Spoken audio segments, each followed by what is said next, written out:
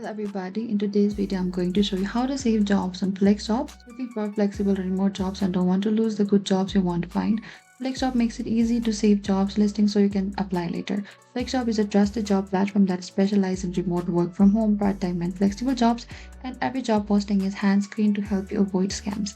And in this video I'll show you exactly how to save jobs on FlexJob using a laptop step by step. First, you need to open to your browser and go to the FlexJob website. In the top there's the search bar, type down flexjob.com and enter it. And make sure to log in with your email and password, and once logged in you'll be taken to your FlexJob dashboard over here and select new jobs. Over here, when you find all of the job that you want to, you can simply select this option and select what you're looking for. It's either option for remote, hybrid or 100% remote works. Right click on the job and select save link. And you can also open the job details page and click the save job from there as well. And two tip is regularly check your saved jobs because some listing may expire or close. Saving jobs help you stay organized and apply faster and when you're ready, and that's how you save jobs on FlexJob using a laptop. And thanks for watching. I hope I could help you on how to save job on FlexJob. If you have any trouble or confusion, please comment down below and we will reach out to you very soon.